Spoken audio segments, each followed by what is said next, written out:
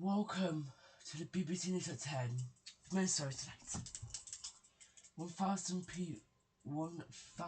people are reported dead, and a lot of people are still missing. The two earthquakes hit Venezuela.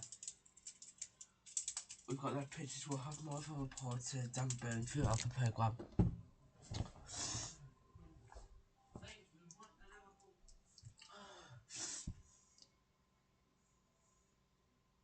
Also, we have broke the temperature for June, third day in a row. We'll have the latest weather forecast. We'll be speaking to Chris Fox and Sarah Keith-Lucas.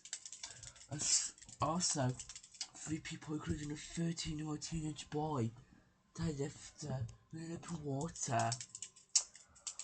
Also, some parts of England have got another weather warning for thunderstorms, whether it's tonight.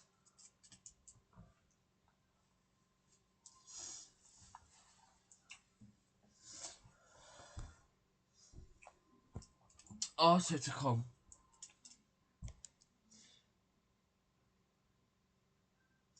new video footage shows tonight who we know fact died and who killed him. We'll have this also. England fight back on day 2 with Ben Stokes, Ben Booker and Jacob Ethel all stars in the show. Also, the Taking Rights World Cup, England prepare for the final group game against Panama.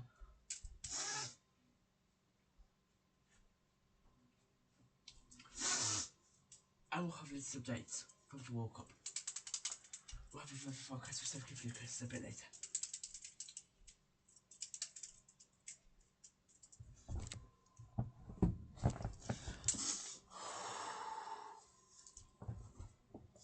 Welcome to the BBC News at 10. I'm sorry. It's been confirmed that 1,000 people have been reported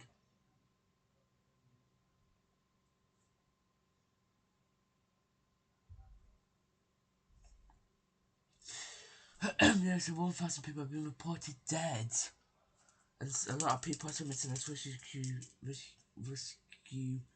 people look for more people after 2 big giant earthquakes hit the city of Venezuela. They both hit at different times, but in the same direction. It's having an impact for people in the city and the community. We've got a very special report now from a reporter, Dan Burns. His report contains some distressing scenes. Dan reports.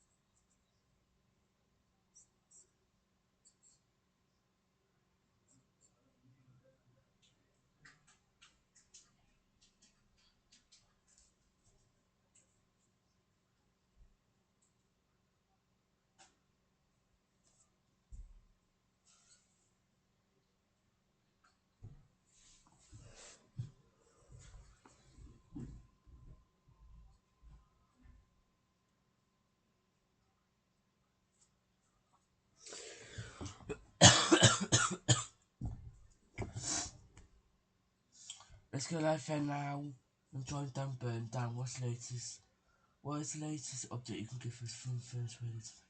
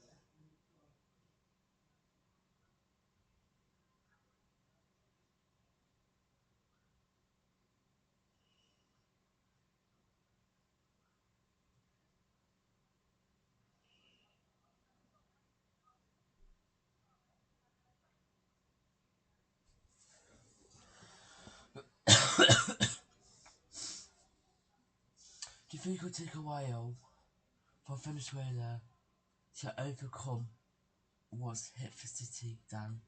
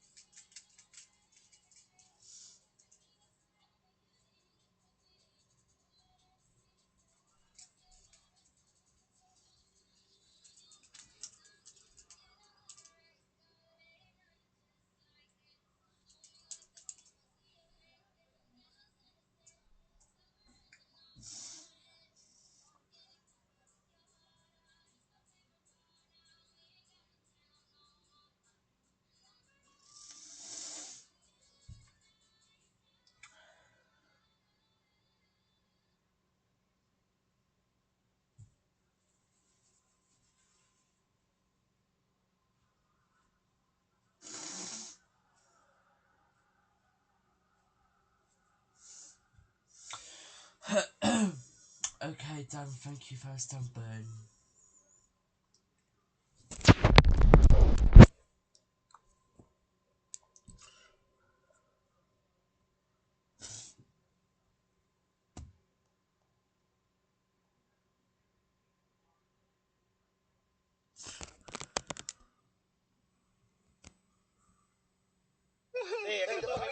Tiny and frail, but somehow alive.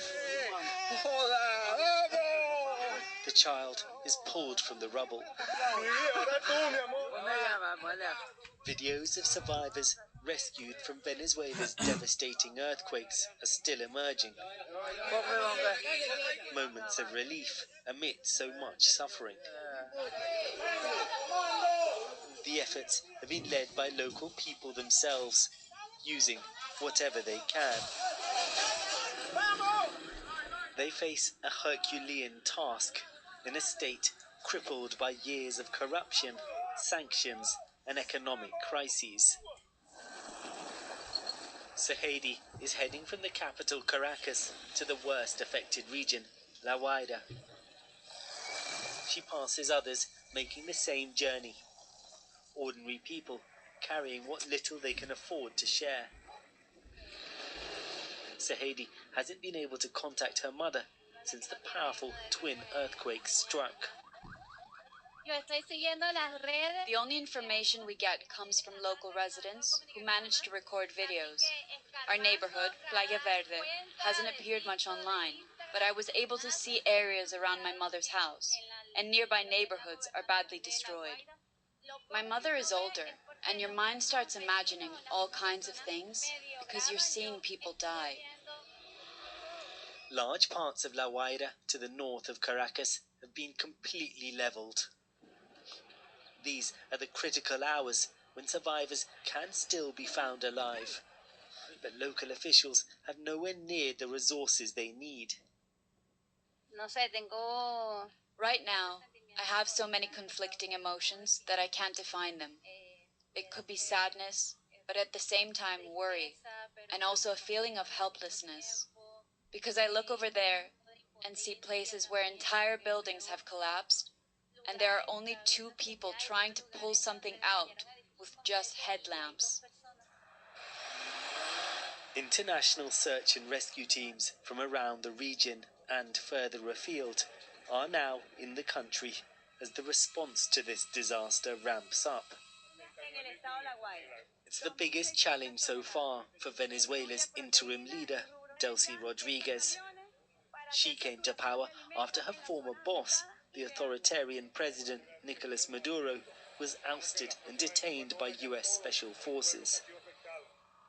Recovering from years of international isolation already looked a daunting task.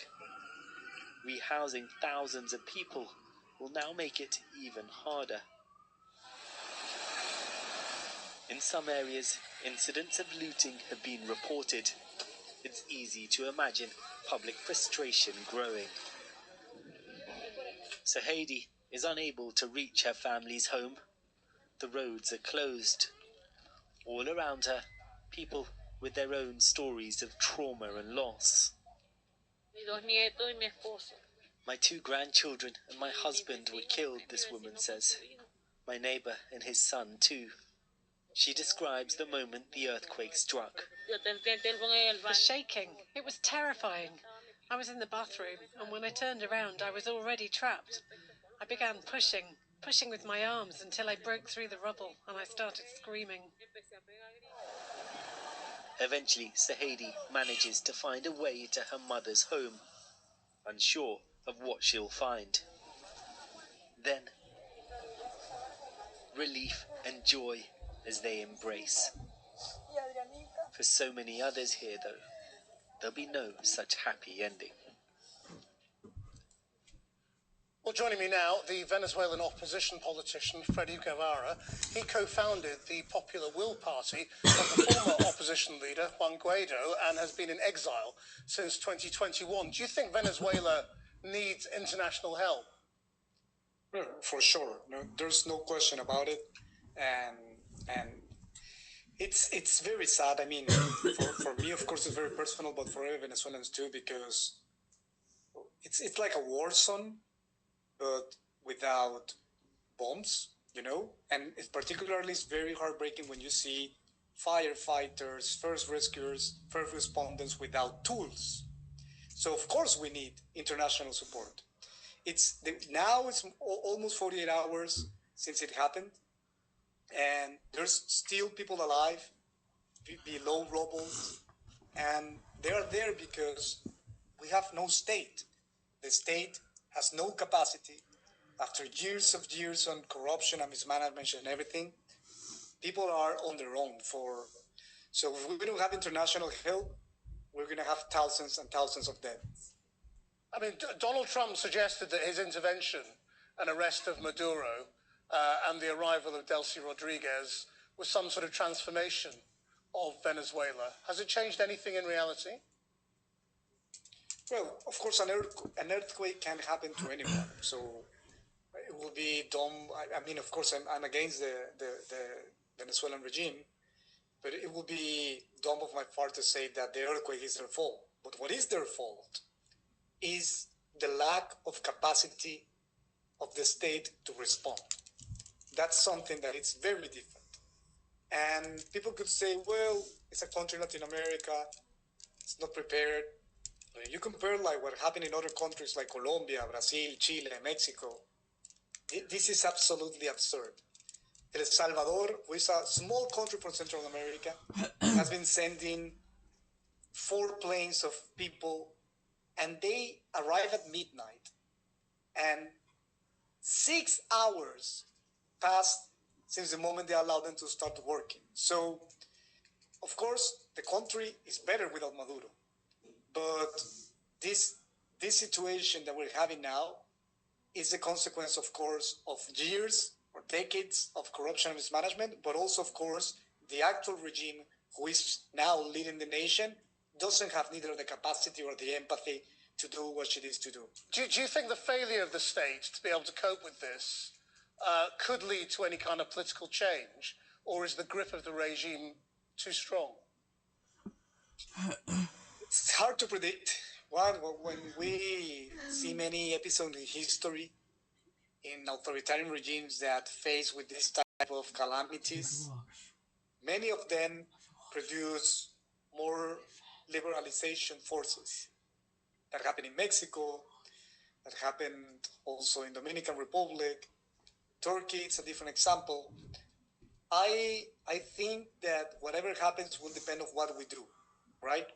And this is a externality. This is something that we don't control, but whatever we do will help us to accelerate the democratic transition, because now more than ever, and people could think, well, why are you talking about this? Is if politics, if this is natural disaster? Well, everything is politics, because if you don't have a good government, you can't.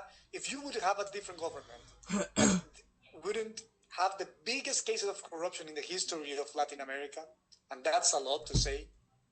Well, we wouldn't have the situation that we have now with firefighters using their cell phones to try to find people. And do you think that corruption has also affected the extent of the damage? You know, tower blocks should usually be able to withstand an earthquake. For sure, I mean,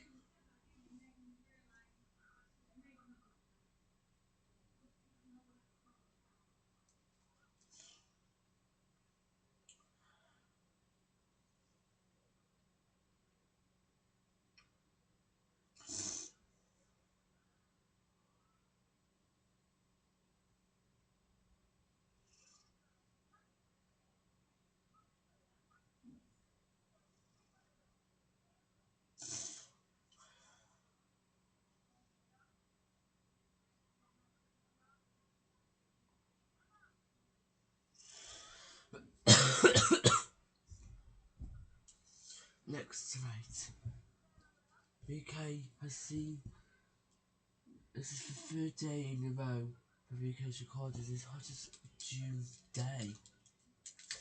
It was last recorded was back in July 2021. People have seen temperatures reach 35, 36, 37, 38. 3 people, including a 13-year-old teenage boy, died after going into open water. That is always a risk during a heat wave. Europe have also seen temperatures Paris 40, Rome 38, Madrid 44, Hungary, Turkey, Denmark are also seeing high temperatures. We've got this report from our weather experts. Chris Fox, that's his report.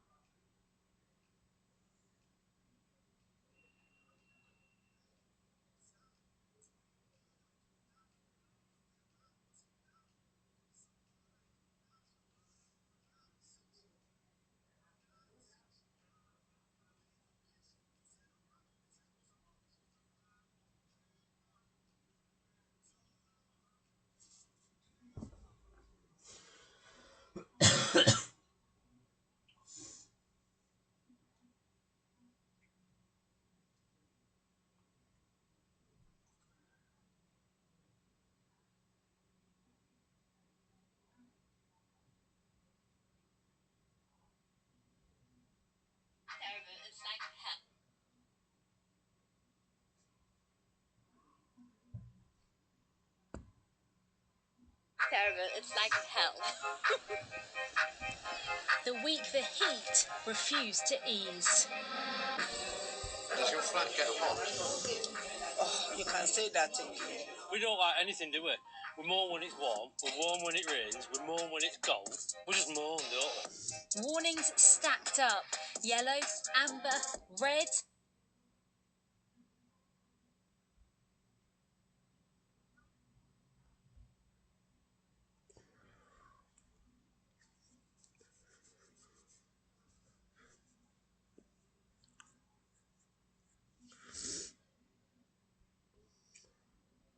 And temperatures climbed relentlessly.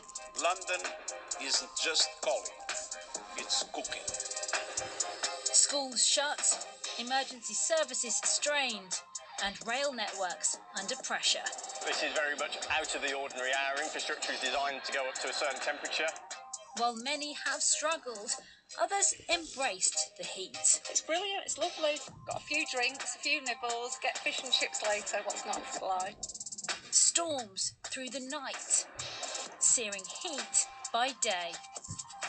Horrible.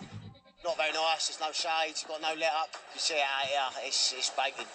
Across Europe, the consequences turned deadly. And in the UK, a temperature record that stood for half a century is broken. That is the highest temperature ever recorded for June. It looks like we've broken another record just last night. Breaking records all the time. It was boiling point, the week of extreme heat.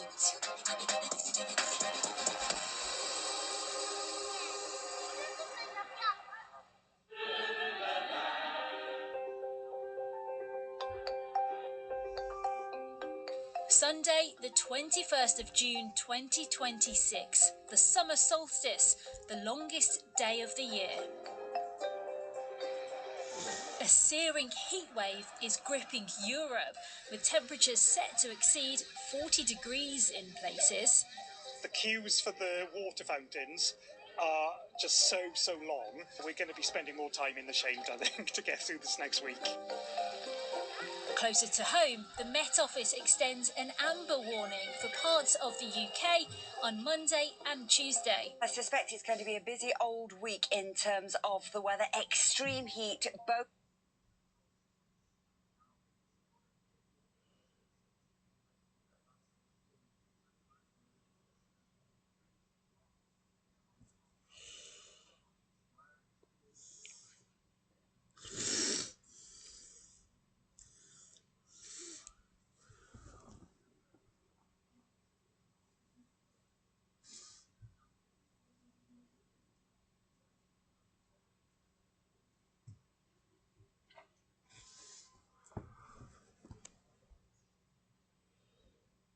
By day and night. Temperatures are forecast to climb to the mid-30s by midweek, on track to beat the all-time June record of 35.6 degrees Celsius, set in 1976. How are you enjoying the sun today? All right. I see you're wearing a sweater. Aren't you terribly hot? Well, I got my braces on, that's why. Got any special tips for keeping cool in this weather? Yes, keep your mind cool. If you keep on telling yourself over and over again how hot it is and how terrible it is, you get hotter and hotter and hotter. Well, we got a wedding this weekend, and I hope it's not hot like this, because I think we'll all pass out. It was a summer of heat and sunshine, but it also brought drought, wildfires and soaring food prices as crops failed. Water for a cup of tea, to flush the loo, or to wash the baby's nappies. It all had to come from a tap in the street. 35.6 degrees is the record that has stood for decades until now.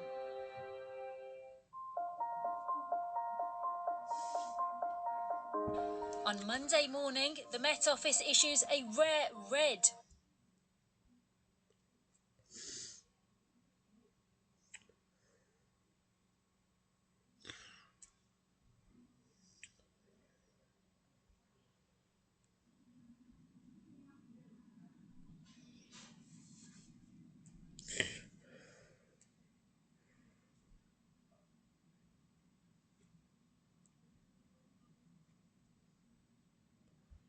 weather warning, only the second time it has done so for extreme heat.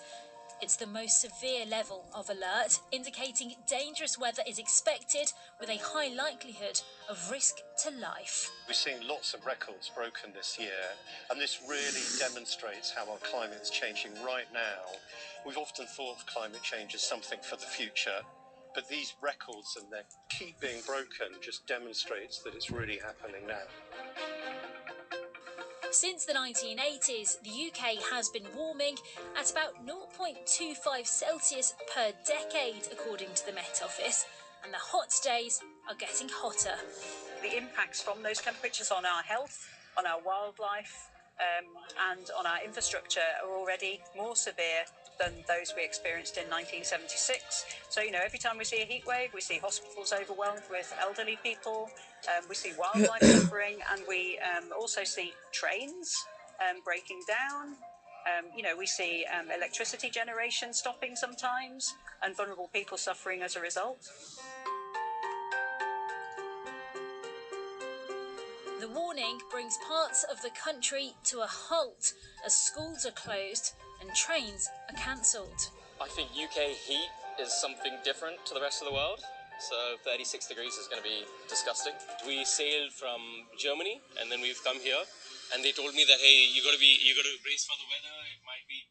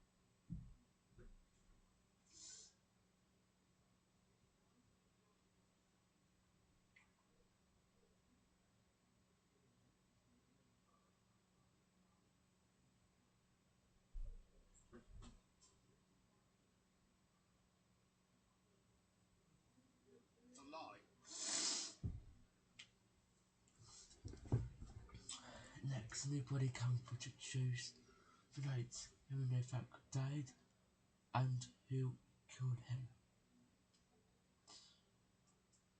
We got a session report from Oliver Jenkins. This is reports.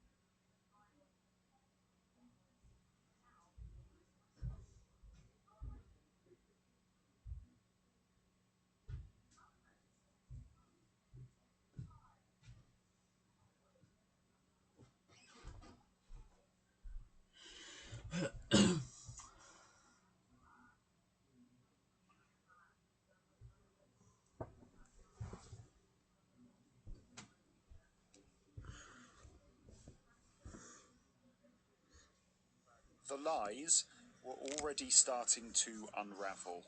Do you know how he's got that wound then? How's he got that wound? You said he's got blood on him. How's he? It must have been where he punched him, but he did fall over here, so he was climbing all over these bins and stuff like that. This new footage shows Vikram Digwar repeating his lies that it was he who had been the victim of an attack as Henry Novak lay dying. Pushed my turban off my head, started grabbing my uncle's hair, so I'm a seat. And he started grabbing on my hair, started dragging me around, and obviously from there, then obviously altercations happened. You've been stabbed? Whereabouts? Don't think you have, mate. Video released earlier this month of the 18-year-old struggling to breathe as he was handcuffed by police sparked outrage. Hampshire Constabulary has apologised. In the new footage, Digwa makes no mention of the fact that he had just stabbed Novak multiple times and says he was drunk. At his trial, a judge would describe these as wicked lies. And Novak's blood alcohol level was found to be so low, he could have passed a breathalyzer. I said to him, look, clearly, mate, you're drunk. I could smell, like, you can smell the alcohol. I was like, look, mate, you're drunk. Carry on with your day, innit? He's then called me a so you think you're this and that, you think you're bad, man. I said, yeah, I'm a bad man. Digwa was arrested on suspicion, at first, of attempted murder. Okay, do not to say anything. May harm your defence if you don't mention when questioned. Something which you may later on in court. Anything you do so may be given evidence. He mumbles once more, the defence that later crumbled in court. I'm not saying you've done anything, mate, but we need to find out what's happened, okay? Mate, I've been racist. I know. Okay. I know. Moments earlier, handcuffs had been placed on Novak's wrists, but no such restraints were applied to the wrists of his killer. Henry Novak's family approved the release of the new footage. Henry's life, they said after the trial, was taken from him unlawfully, violently, and without justification. The police were told by our son himself and by a member of the public who called 999 that they heard someone shout that they had been stabbed. But the police did not believe them. An investigation into the conduct of some police officers is ongoing, and these videos show contrasts which are stark. Put the hand in the cuff, mate. Differences between the treatment offered to the victim and to his murderer. To some, those are differences which are damning. Barnaby Papadopoulos, Sky News.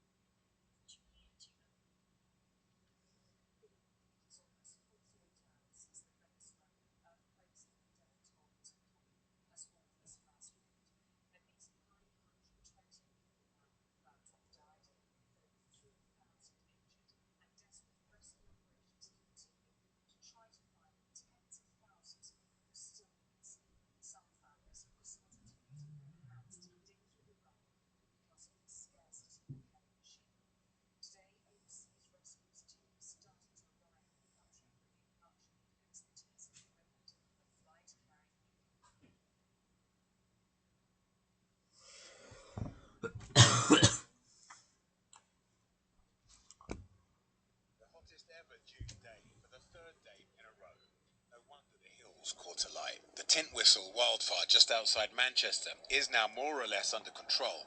It could have been so much worse.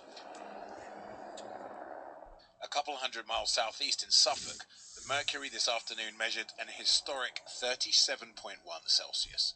Across the UK, our emergency services and infrastructure are being exposed to a heating climate they were never designed for. Coping with climate breakdown just ain't cricket. From sporting events, England taking on New Zealand at a blistering Trent Bridge, to hospitals, the UK is having to face the new reality. Summers are becoming dangerously hot. Several hospitals have now declared critical incidents, from aging buildings to overheating IT systems. Our healthcare of tomorrow needs the resilience to withstand the kind of temperatures more frequently found in the Med. It's not all about hospitals. We want to deliver care closer to patients within the community. So that kind of prevention, the left shift is really important to get care closer to home. So yesterday there's a number of patients who I was just calling at home and trying to ensure that they were well, they were safe, they knew what they were doing with their medications and avoiding that coming into hospital as well. So, at a local level, how do we plan for the future and create the kind of climate-resilient communities that might thrive instead of wilt? At Energy Garden in central London, they've been putting the increasingly powerful sun to work.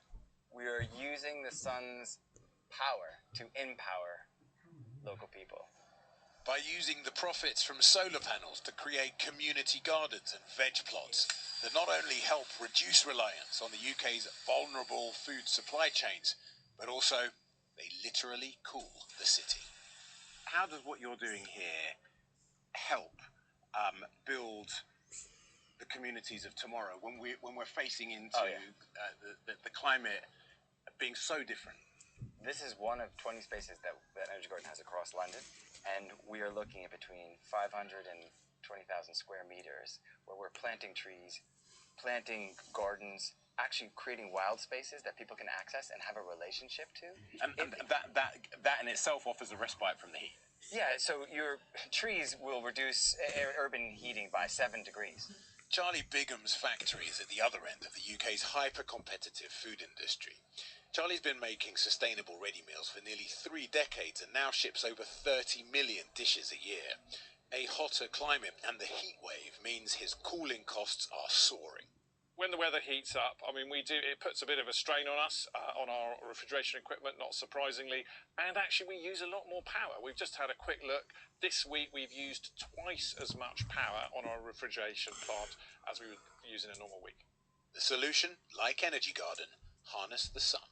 Over the course of the year, nearly 50% of our electricity usage will be covered by our own solar energy.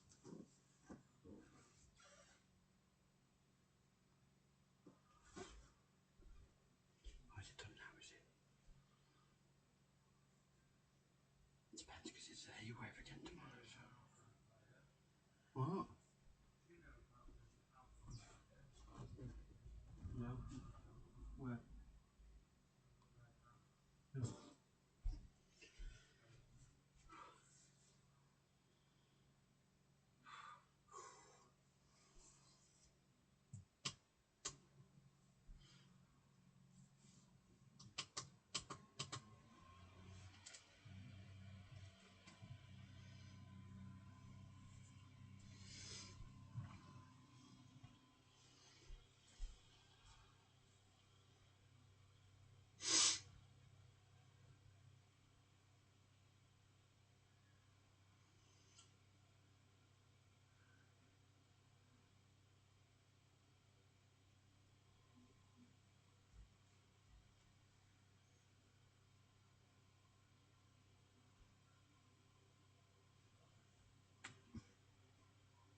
I think you've seen through all that cake.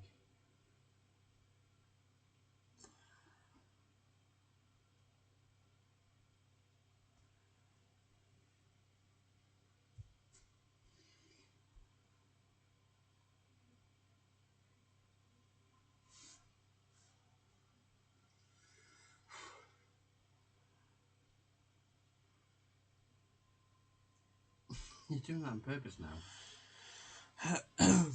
Come on. Then you can go do your tablet, your laptop.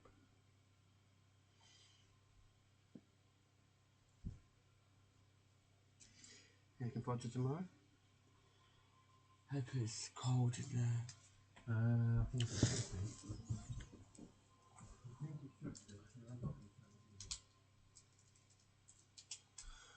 What's up with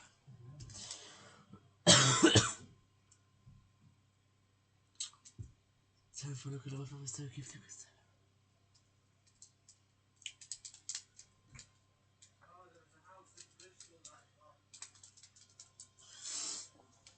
What's it about? A streaming hot day for a week. No, that's Thursday, that's a long one.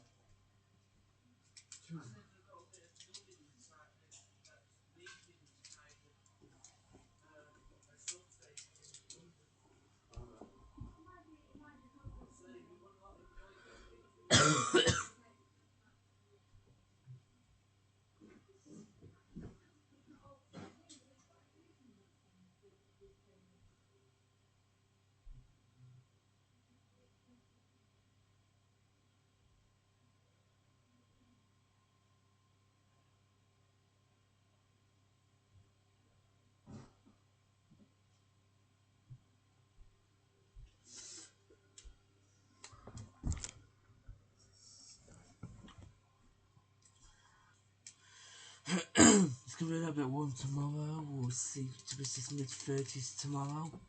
But after Saturday, Sunday, we'll start to see slow pressure coming in to the UK. Thunderstorms and weather warnings for thunderstorms is forecast for parts of the UK.